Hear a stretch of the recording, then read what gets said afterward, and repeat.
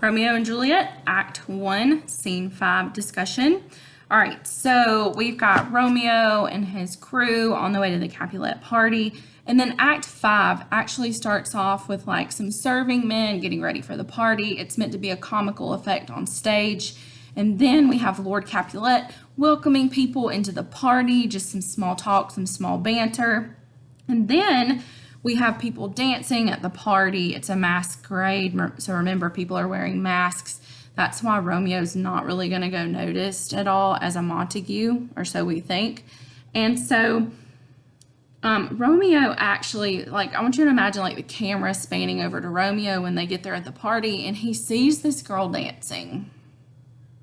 And guess who that girl is? It is Juliet. And he whispers aside to a serving man. So an aside is going to be when a character actually speaks aside. We see this a lot in TV sitcoms like The Fresh Prince of Bel-Air, Full House, Saved by the Bell. Anytime a character basically says stop, and then they talk to the camera like this, like Deadpool. Oh, he uses asides all the time, and he breaks the fourth wall. But anyways, so Romeo, he says aside to a serving man, "What lady's that which doth enrich the hand of yonder knight?" So basically, hey, who's that chick over there?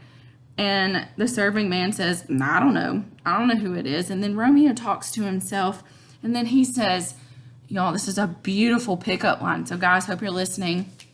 "Oh, she doth teach the torches to burn bright." What does that mean? Yo, she's so hot, she teaches that flame how to burn. Okay, so is that love or lust? Is that an emotional feeling, or is that physical attraction? It's physical attraction, because literally the first thing that comes out of Romeo's mouth when he sees Juliet is, dang, she's hot. He hasn't even talked to her yet. All right, so this is why I think it's lust. You may think differently. And then he compares her to a rich jewel hanging in an Ethiop's ear. So an Ethiop would have been like a queen, an African American like queen princess. So he compares her to like this diamond hanging against this dark skin. Remember, we've got light versus darkness here. And then he says, "So shows a snowy dove trooping with crows, as yonder lady over her fellow shows." So he's like, oh my God, there's my dove. Like, what color is a dove? It's white. So remember, Benvolio said, "I'll make you think thy swan a crow." So he's like, I'm going to make you think that Rosaline is a crow. And now Romeo is like, oh my God, look at that beautiful dove amongst all those crows. Look at that pretty chick among all those ugly chicks, is basically what he's saying.